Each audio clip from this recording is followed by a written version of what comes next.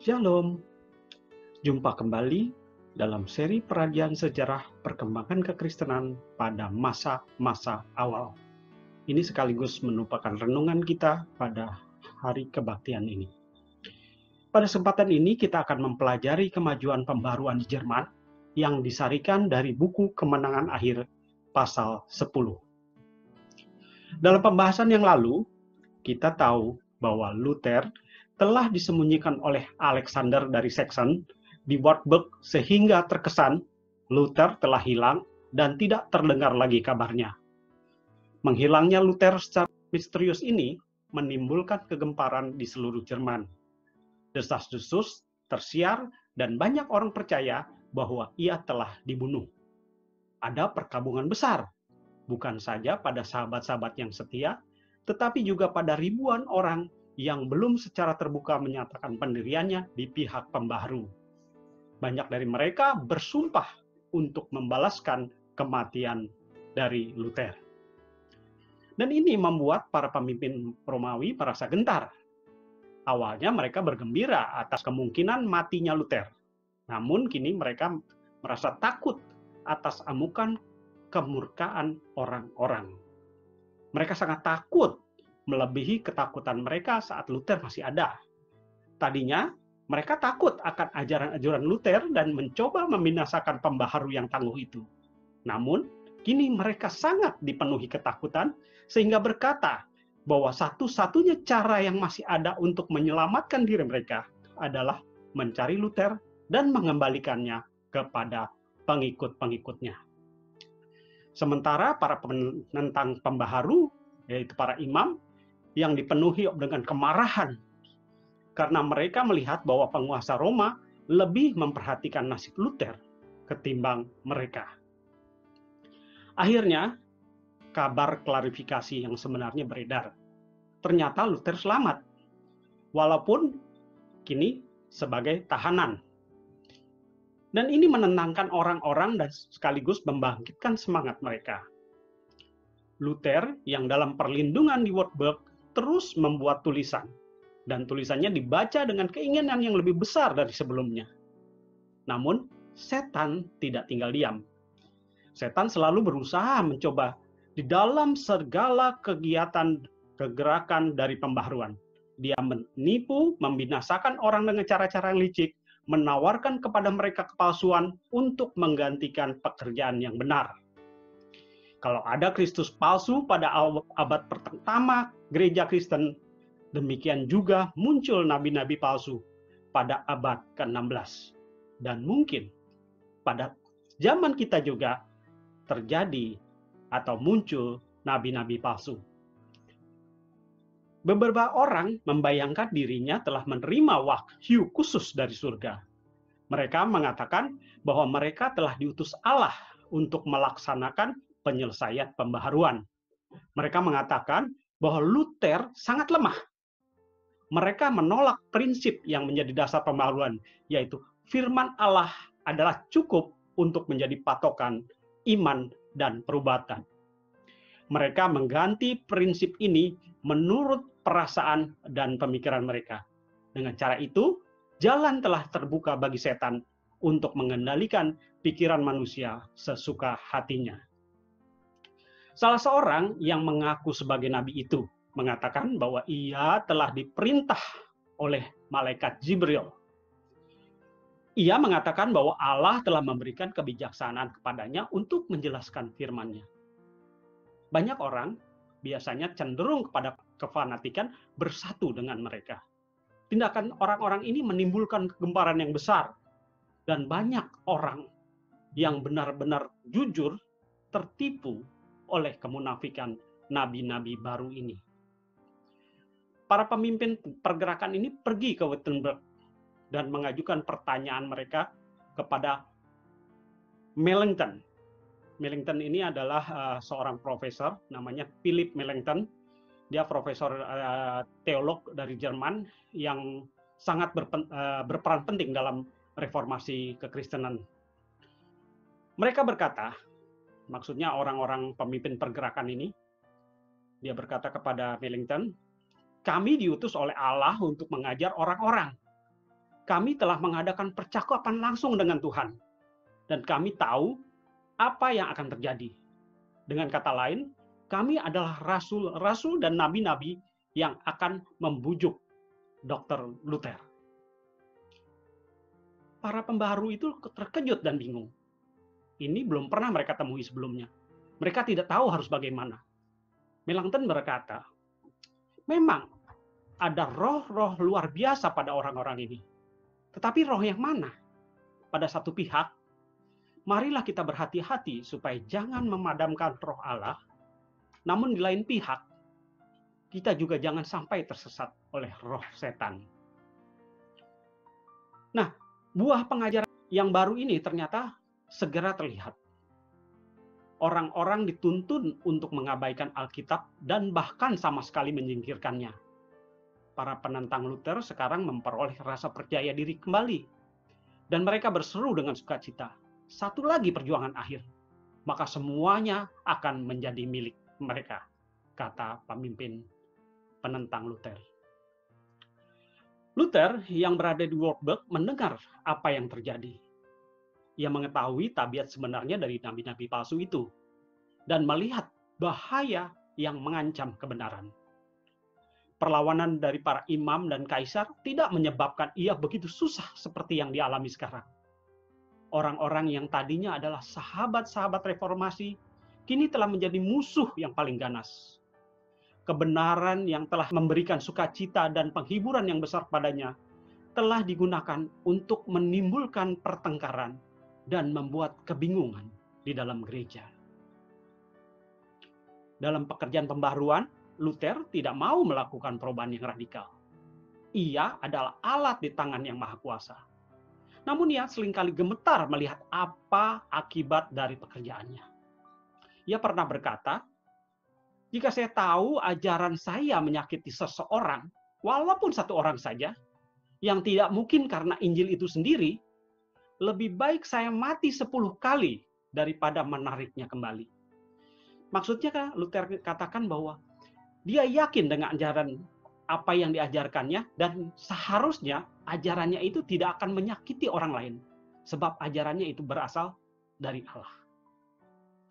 Dan sekarang di Wittenberg, di pusat pembaharuan telah jatuh dalam kekuasaan kefanatikan dan pelanggaran hukum. Ini bukan disebabkan oleh ajaran Luther, tetapi musuh-musuhnya di seluruh Jerman menduduhkan hal tersebut.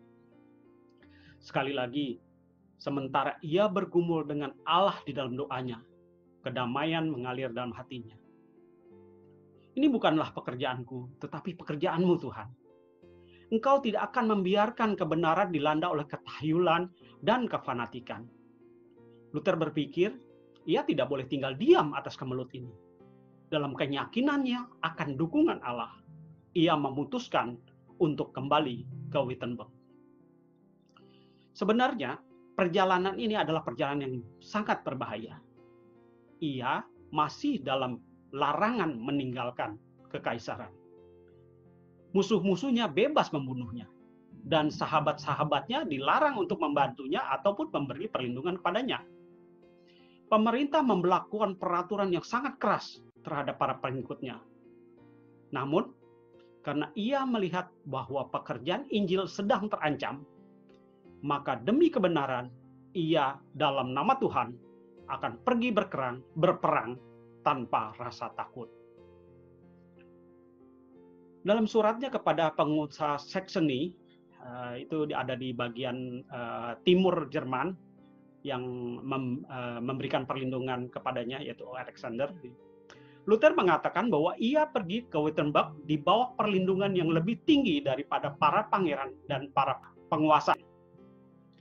Ia tidak berpikir untuk memohon dukungan dan perlindungan pada pangeran dan penguasa. Justru Luther sendiri yang ingin melindungi mereka. Bahkan Luther mengatakan, kalau ia tahu bahwa pangeran dan penguasa mau dan melindunginya, maka ia tidak akan mau pergi ke Wittenberg. Tidak ada pedang yang dapat melanjutkan pekerjaan ini. Allah sendiri yang harus melakukan segalanya, tanpa pertolongan ataupun persetujuan manusia. Dia yang mempunyai iman yang paling besar adalah dia yang paling mampu melindungi. Dan dalam suratnya kedua yang ditulis dalam perjalanannya ke Wittenberg, Luther menambahkan bahwa ia siap untuk mendatang ketidaksenangan dan kemarahan seluruh dunia. Penduduk Wittenberg adalah domba-dombanya, dan Allah telah mempercayakannya kepada Luther. Dan kalau perlu, Luther siap menyerahkan nyawanya demi mereka. Selain itu, Luther juga khawatir akan terjadi peperangan di Jerman oleh karena hukuman Allah. Luther berketetapan untuk menggunakan firman Allah untuk menghadapi penentang-penentangnya. Ia tidak akan menggunakan kekerasan untuk melawan ketahyulan dan ketidakpercayaan. Tak seorang pun harus dipaksa. Kebebasan adalah inti dari iman.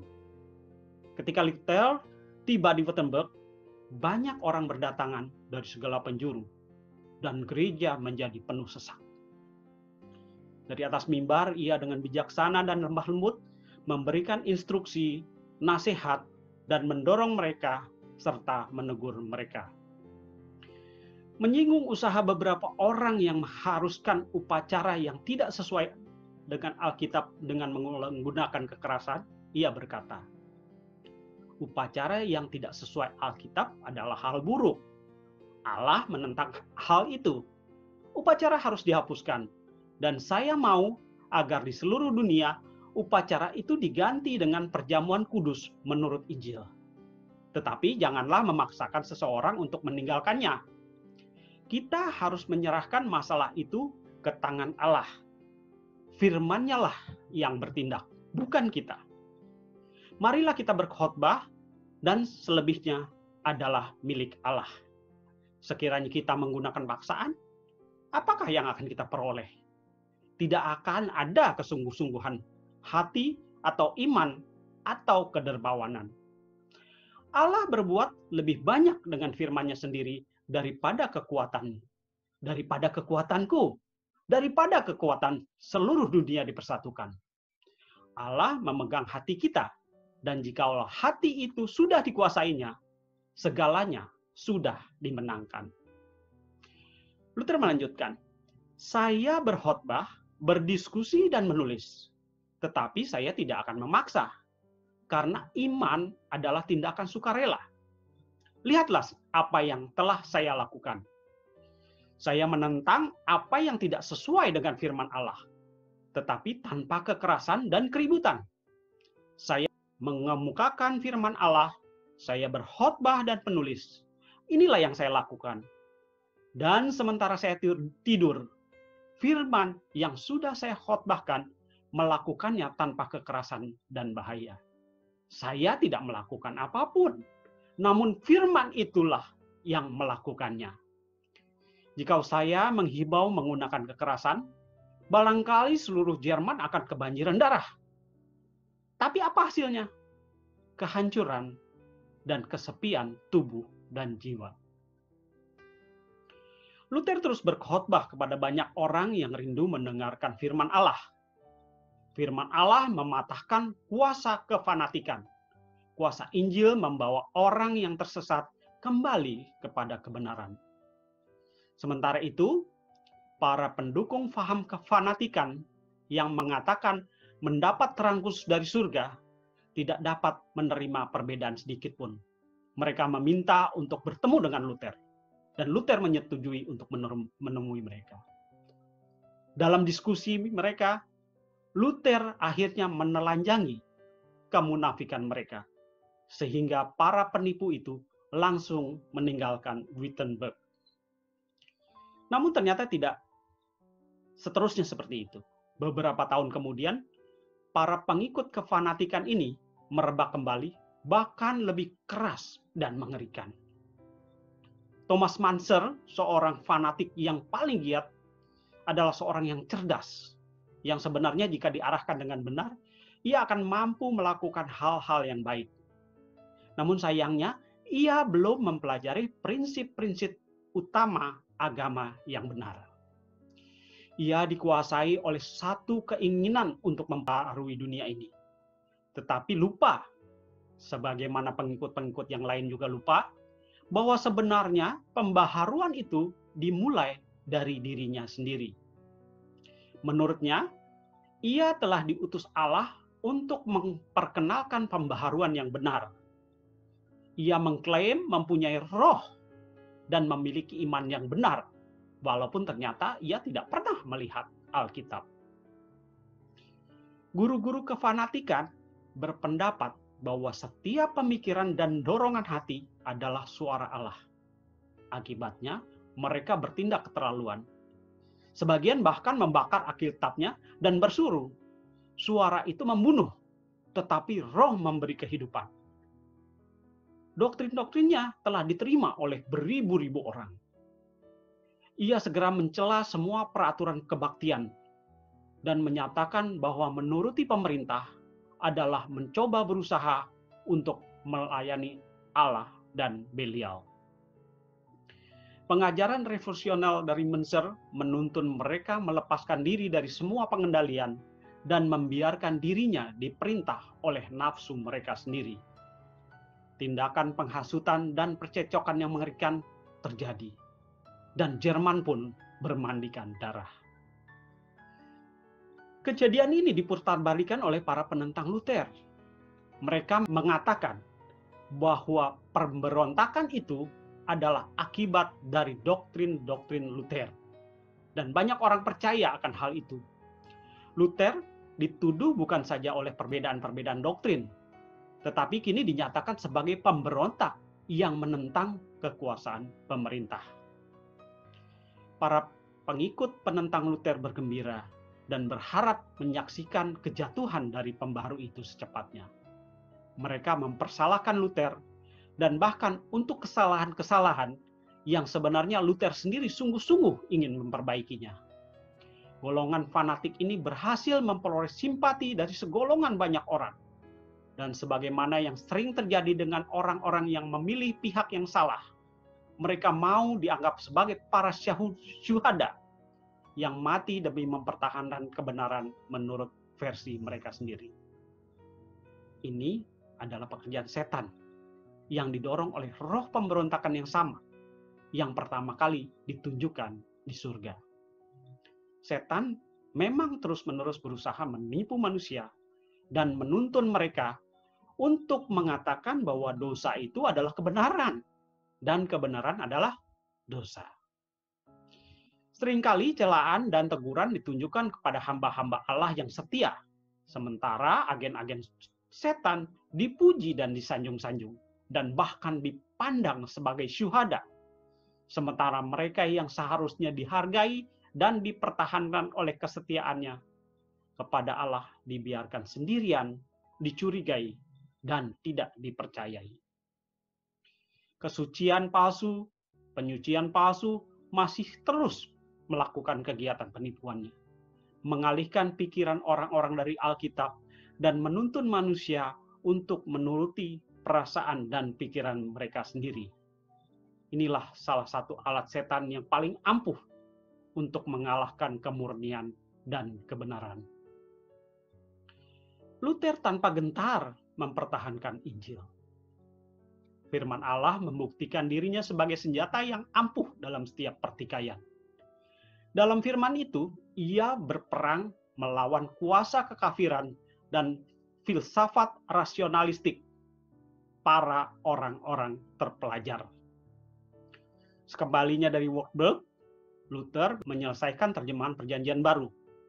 Dan Injil itu tidak lama kemudian diberikan kepada rakyat Jerman dalam bahasa mereka sendiri. Terjemahan itu tentu saja disambut dengan sukacita yang besar oleh mereka yang cinta dengan kebenaran, namun ditolak oleh mereka yang memilih tradisi dan peraturan manusia. Para penentang merasa khawatir oleh karena mereka berpikir bahwa ayat di atas sekarang sanggup mendiskusikan ajaran firman Allah dengan mereka, dan dengan demikian kebodohan mereka akan terungkap. Segala upaya dilakukan untuk mencegah pengedaran Alkitab itu.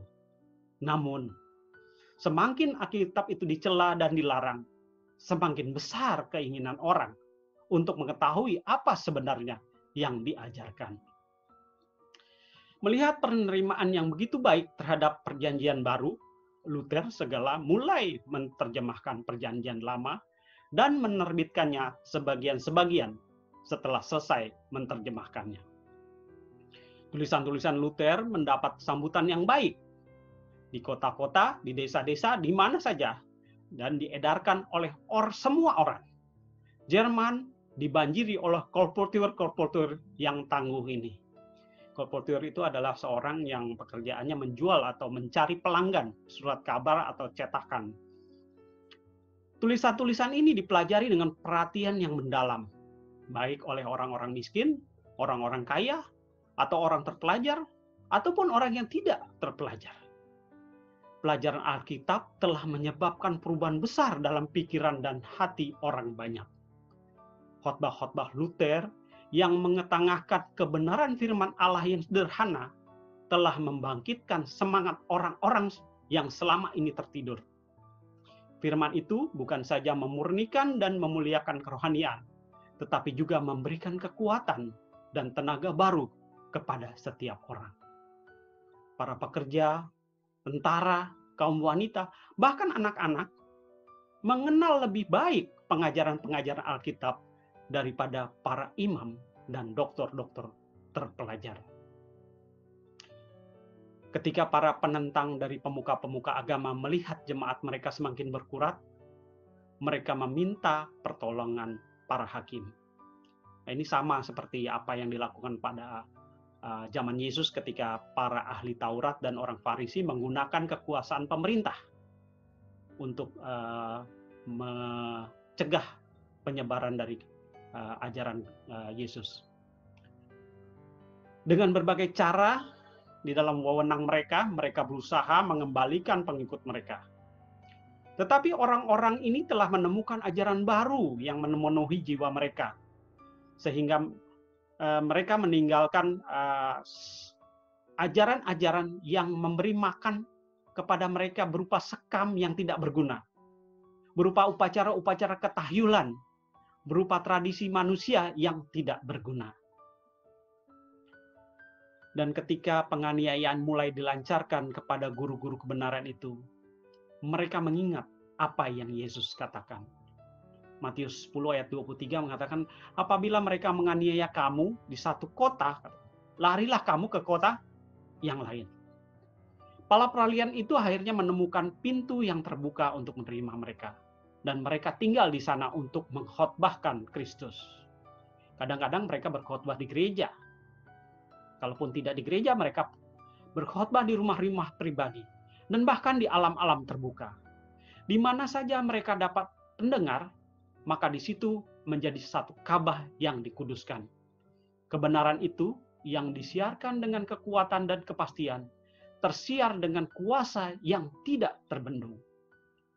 Ribuan orang percaya memeteraikan iman mereka dengan darahnya, dan pekerjaan itu terus berlanjut. Penganiayaan hanya akan melebarkan dan meluaskan penggambaran dari kebenaran saja. Dan kefanatikan yang diusahakan setan untuk menyatukan kebenaran hanya mengakibatkan perbedaan yang lebih nyata dan jelas antara pekerjaan setan dan pekerjaan Allah. Saudara-saudara, demikianlah